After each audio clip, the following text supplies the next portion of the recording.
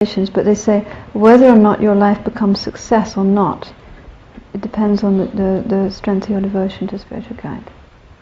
So it becomes a big thing. So this is the first thing that we have to become convinced of, that we definitely need a qualified teacher in order to travel the path to enlightenment. Okay? Even if we were going to go to India, we would need a guide. We need it because the goal is not just intellectual, it's to transform the mind. So I think that's fine, that's clear. So you need a guru who can teach the whole path, right? You need a guru, you need a perfectly qualified guru who can teach you the whole path, and you need to devote yourself correctly. And it's kind of like that. You have some hardship to get your guru, and you really check. Once you've got them, you're going to be completely, okay, this one I'm going to devote, and I'm going to devote really well. Now, what are the benefits of correctly devoting? So now we come to these 8 benefits. And the point is that if you think about these benefits, then this amazing energy is going to come, and your practice is going to burst out, because you want to do nothing but devote yourself. You really want to devote yourself to your guru, and you want to do it in a very good way.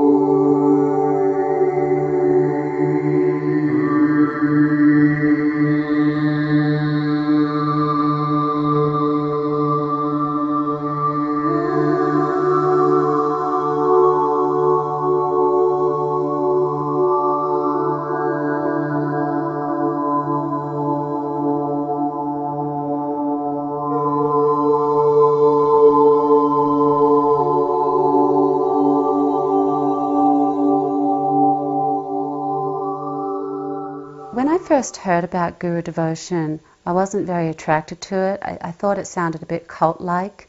And also I was used to having one God that was above everything else. And to think that a person with godlike qualities could be in a human form, a guru in a human form, I just only kind of thought of cults, and maybe I'd find a wrong guru that would lead me down a wrong track.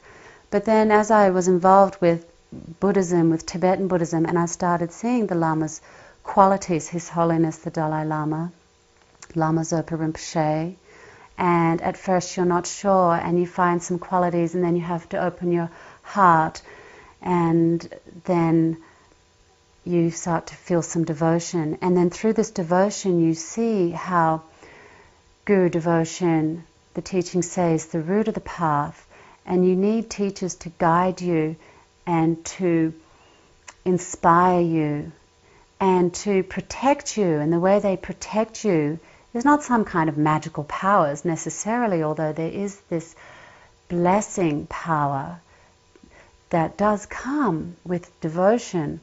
But it's more like they protect you by teaching you the Dharma, and therefore through your own actions you learn to train your mind, which protects your mind. Then you start thinking, I want to react less with anger, and I want to practice patience. And you get inspired through their example.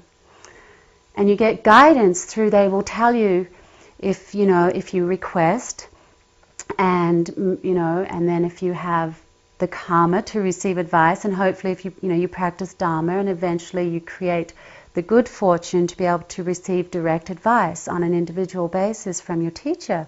And because our gurus have more wisdom than we do, they can see more appropriately the best practice for us to help us, because their only aim is to want to help us, lead us to enlightenment.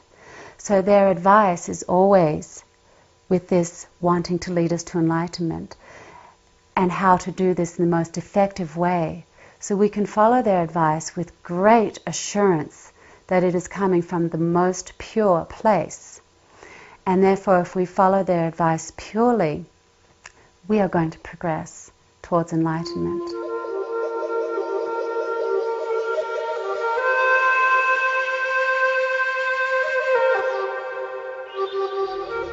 I left school and home when I was 15.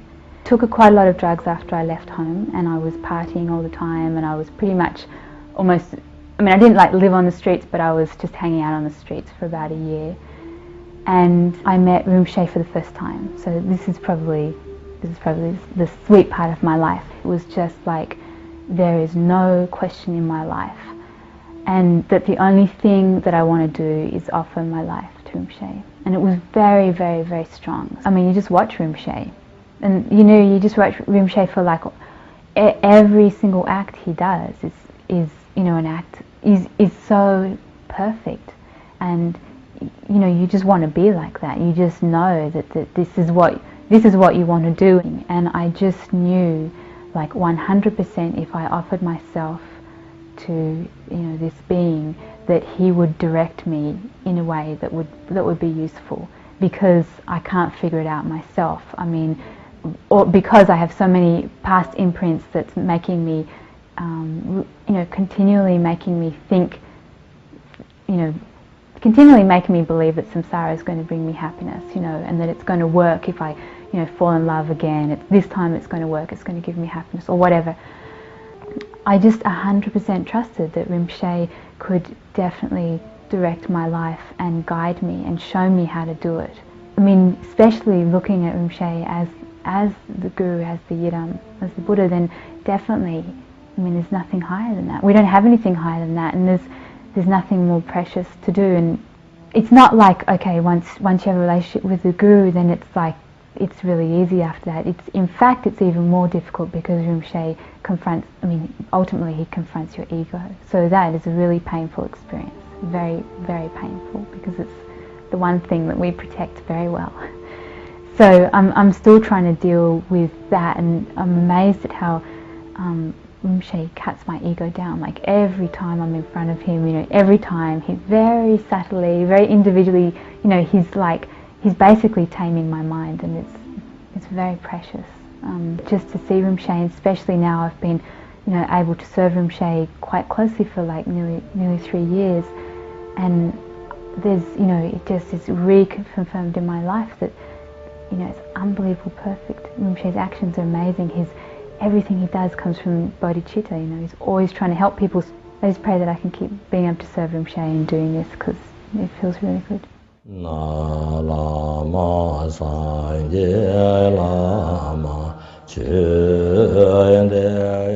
His Holiness is, one of his names is the presence, Kundan, so that there's something you can experience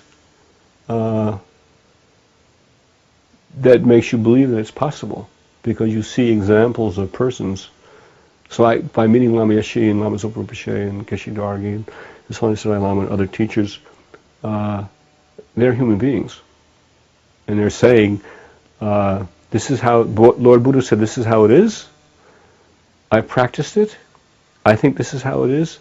If you practice it, it can be that way for you. So even if they all deny they have any realization or any power of mind, anything, they'll say, oh, I'm not special. As long as I'm just a simple monk. But if you spend any time with him, any time near him, there's an effect he has on your mind that isn't just based on his intellectual understanding of Buddhism. There's an effect you can experience by being near a realized teacher that affects your own mind. So now we we can imagine maybe of being like His Holiness the Dalai Lama or Lama Yeshe, Lama Zopa, Geshe Dargi, who've actually removed all the afflictions. The mind has these qualities of love, compassion, wisdom. So that can have a profound effect on your mind just by being near them. So for me, that's what gave me besides my own little experiments with meditation and practice and seeing what effect I could have in my mind, being near people who obviously to me, even though they deny it, have done it, So they've done it. So if they've done it, they're human beings.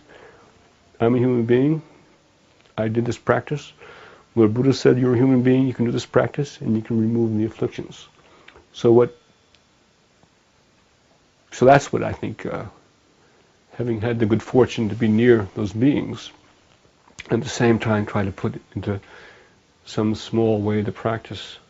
So the combination of those two experiences, so for me there's no doubt, spending some time with Lama Yeshe and Lama Zopa Rinpoche, being near His Holiness. I mean, His Holiness is just amazing.